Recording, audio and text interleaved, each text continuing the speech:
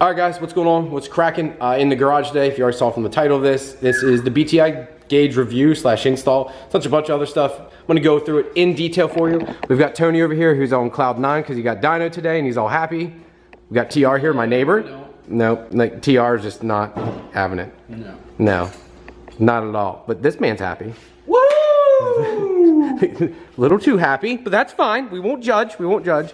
But here it is, guys. BTI gauge setup. This is everything that comes in the box. So this is a 3.5-inch display. It comes with 2 stickers in there, a cleaning cloth, your instructions, and 2 sets of wires. Now I'll go over in detail then once we're setting it up, how everything goes and where you need to put it.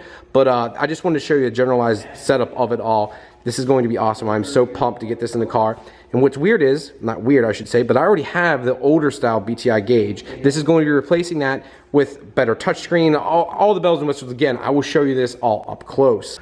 All right, guys, so what we're doing here next is, I've got my old book out here because we're gonna be hooking up the wiring here for the mode switches for the traction control and the mode switch, which is for the boost.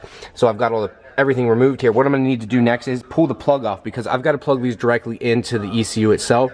And I love the fact that already pinned, already wrapped, everything's taken care of for you. The only thing you'll need to do is figure out what analog outputs or inputs I should say are available. For me it is C169 and C170 which are these two here at the very top. So I just need to make sure of that. And then I'll show you on the plug itself which ones I'm going to be pulling out. It just takes a little bit of time. They take a little bit of wiggle room, nothing crazy. Don't pull them hard. They are very fragile, so make sure you're gentle when removing if there's anything there. And these should just press right in. So hopefully there's no other wires there. If there are, then I need to reevaluate which pins I need to use. All right, guys, so I've got those wired in now. So if we look down here, here's our little wire we went ahead and put in. The blue and brown wires in there, and it tells you right in the book where they need to go to. I used, again, C169 and C170, which was analog 18 and analog 19. They were open pins for me, so I decided to use those. This is nice that he does include this and has everything set up for you.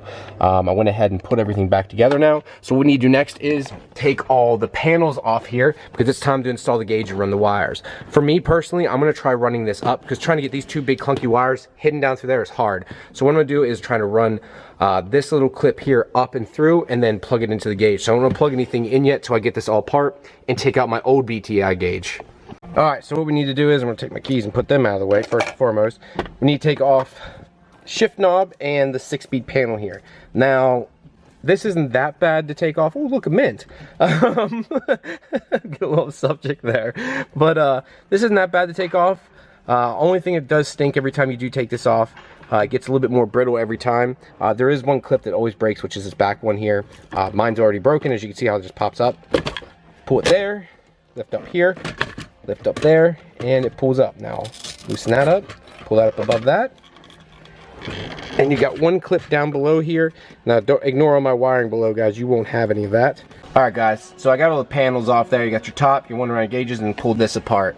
Now, I went ahead and fished my wire through down here. Now, we've got our 2 plugs. You've got an AEM net plug, and then you've got your 2-wire plug. So this is your AEM net plug, which is your 4-wire, and you got your 2-wire, which goes to the 2 mode switches, which we've already put in. Now, you just need to plug these in, which you should have an empty right here. Mine's labeled AEM net, and then we have our new one we just put on ourselves. Now, I'm going to organize this because I got to put it all back together, but let's go ahead and plug it in, and then we should be able to test it at least, and go from there. Alright, guys, as you can see, everything is back together now. Got all that tightened up, got the dash all back together. And I love this thing mostly for the fact that I'm going to be redoing all my panels here this winter. I really do like the way it looks right now, but I want to, switch it up. You can see here, he now has these sprayed in like the 97, 98 color. I just put it over on Tony's car to try and match it up. It's not 100%, but it's pretty damn close, so it will match with your interior a lot better. So I really like that fact. You got your shift light in the top here, and let's go ahead and turn it on because I can't wait any longer, to be honest. BTI. Oh, fuck yes! Oh yeah, that was cool. Alright, so it has the company name. That's beyond cool. So we have our first screen here. Alright, guys, so here's your first little screen or page, whatever you want to call it. This RPM gauge here is probably my favorite thing. It physically shows you everything that you'll pretty much need for a boosted application on this first page. This is my favorite one, probably the one I use the most, but I'm going to show you all of them. So you have your air fuel here. You've got your boost. It shows your target, and for both of them, which I like, it shows your water. It shows your fuel, so that'll be fuel pressure. It shows your 85 content, which mine right now is at 42 because I unfortunately had to put 93 in the car the other day because, well, I couldn't find any E85. IAT, and then your oil, which I don't have an oil pressure sensor, which I do need to get. Now, this is probably my favorite screen of all of them. It does the most. Now, I'm going to keep going here. Then you've got a couple more pages here. So you've got like fuel peak pressure and all that stuff. And this shows you more fuel and boost. I personally don't use this one all that much, but you might like it. Now, here's temperatures for you. You got your IAT, your air box, you've got your H2O oil, all that stuff, and then you got your peak over on this side. I love the fact that it shows, you know, your regular temperature, and then it shows your peaks over here too, which is pretty neat. Again, more just a bigger screen, so if you want something blown up for you, you have your AFR and you have your boost pressure. Someone that wants to have it as visible as possible, this is about as big as it's going to get. They don't have anything that's just straight air fuel, but this will really work well. And then you have this little button here, it says graph. You click on that, and it actually shows you a live graph of it going down. I don't ever use this. It's neat, but I never use it. Again, it's just a fun little feature. I love how much he crams into these little gauges. There's so much you can do with them. Again, more peak hold stuff. Again, you got full oil pressure and all that good stuff. Then you got a screen that shows you everything all in one, which I really like this screen too because it shows you just about damn near everything you'll need. This screen here is nice and informational, but in my opinion, it gets to be too much. But for those people that like it, hey, it works for you. And this is knock feedback. I don't have any of this set up. Now this is pretty cool. If you have your GPS speed set up, your peak, vehicle speed and all that stuff, you can see it here and shows your peak, which is, you know, if you want to see how fast you went in your last pull, this one's always pretty neat. And shows you altitude too, which is really cool. Again, if you set it up within your ECU, I'm running an AIM Infinity, so that's where it's pretty neat. And then you have your gear, which it won't show you because I think mine's based off of speed, so I can't show that right now, but it'll show your gear too. Accelerations, G meter, another boost versus air fuel, just a screen to have up, pretty neat. Another one, IAT, water, just another screen to show some little bit of everything. Now this is probably my favorite thing that BTI did. Now check this out. This is literally a complete copy of the R34 screen. If you've ever seen an R34, which I'm going to throw it up here for you, the R34 had this badass little screen up on the dash that showed all this stuff, and it works just the same, just like the R34s did, except obviously this has a little bit better color in it, which the R34s didn't. I just think this is really neat. It shows just like it did on those. I always thought that was really freaking cool. And I'm not sure if this is something you guys are interested in, but I really like this. Now I'm going to go back to the main page of the one I like to use, and then one thing I want to show you is this here. See this little gear right here? Click on that once. Now you're going to get two little screens. You're going to see track and you're going to see boost. Now obviously you're probably like, well, what's that do? Well, let me show you. So click on boost.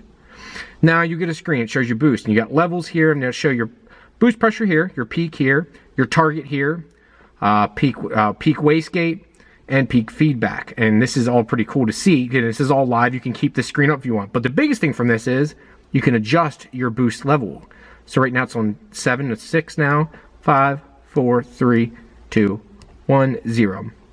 Now this is all stuff that'll be set up by your tuner, so please speak with your tuner first before you do any of this. But you can set multiple levels up, either it be by boost by gear, boost by speed, whatever you would set up. But there's different levels. So like here, let me floor it for you right now. See at target right now at level 0, my target boost is 12. All right, level 1, 12.8. My engine's cold right now, so this doesn't help matters much. If the engine's warm, it'll change this. Level 2, 13.5. I have the throttle at wide open right now. Level 3 is 14.2. 4 is 14.9 and 15.5. Now it shouldn't go up any higher than that. And it's because the engine is cold right now. If I had the engine warm, it should show this target at 30 PSI. I believe level 4 is like 26 PSI. Level 3 is like 22 PSI. Then there's 20. I believe there's 18, and I believe there's 16.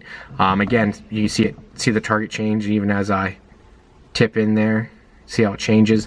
I keep this always on the highest one, which is level 5, but I maxed out to 7 just because. This is pretty neat.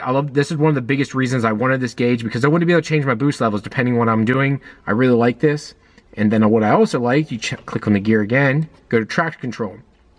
Again, this has to be set up by your tuner within the ECU, but this allows you to change your track slip. Right now I have traction control off. If I click it the whole way up, so I get my finger on it because fat fingers, target slips the whole way up now. So it's up to you again, wherever you want to set it. Actually, technically mine's backwards. When we set it up, we put 7 as off and 0 is completely on. Your slip target is 4, so barely any slip and it kicks on. And then 1, a little bit of slip, 2, 3, 4, etc. And then if you put up to 7, it's off. I mean, there's no slip target now.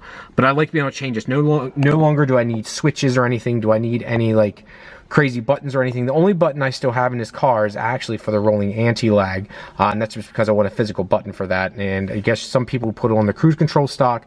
I chose not to do that. But that's it, guys. I hope you like this. This gauge is pretty awesome. I have a link down in the description below to get this exact gauge. It works for multiple ECUs, not just the AEM Infinity. It works for the AEM V2. They have it for Motec, ProEFI, Haltech, Link. You name it, they have it for them now. They have multiple gauges too. If this big gauge doesn't work for you, they have other ones that you can use. I still have the old small one. I shouldn't say old, it's one he still sells. That's for people that don't want this monstrous screen. I personally love this big color screen. Now, when you say it's big, it's 3.5 inches. Sorry, the light's really distorting things here. I'm probably gonna take the key out to get a better view of it here. The screen itself is only 3.5. Sorry, that's my alarm system. Is only 3.5 inches, which I think personally fits it perfect. You can see the screen nice. You can touch it. I really like that. No need for a pillar pod. I freaking hate pillar pods. If you guys know me, I absolutely despise those. And it does everything you need, and it shows everything you need. No need to keep a laptop anymore. Everything you need is right there. So I hope this was a helpful video, guys. I've been very happy with the BTI gauge. Brian over there at BTI has been super helpful. Makes my car, help me make boost a little bit better. It's nice having traction control built in. No more extra switches, no more any of that stuff. You can see everything right in the screen. There's multiple options. Again, you guys gotta go check it down below. Click on the link and it'll take you right to his website. If there's any questions you guys have, please shoot me a message or let me know down in the comments. Thank you guys very much, and I'll talk to you later. Peace.